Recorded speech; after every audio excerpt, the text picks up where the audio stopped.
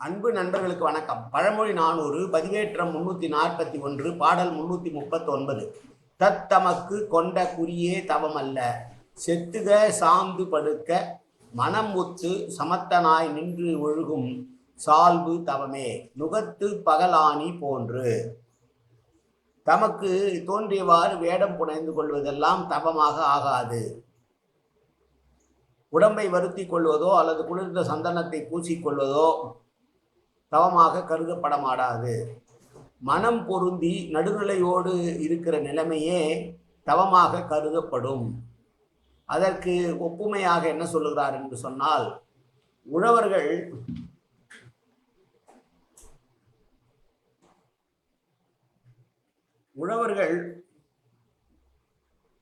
தங்களுடைய உழவு செய்வதற்காக நுகத்தடியை பயன்படுத்துவார்கள்.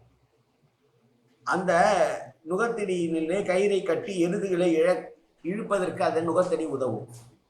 அப்படி நீண்ட அந்த தடியினுடைய நடுப்பகுதியிலே ஆணி அடித்து அதை இரு பிரிவாக பிரித்து இடமலமாக பிரிப்பார்கள்.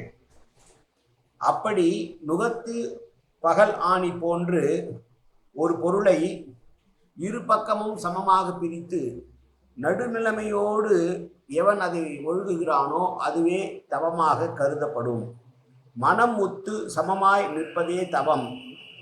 ஒரு கூட்டம் மறு கூட்டம் என்று பக்கம் பார்த்து கொண்டு ஊசலாடாமல் நடுநிலையோடு நடந்து கொள்ள வேண்டும் என்பதே இந்த பாடலுடைய சுருக்கம்.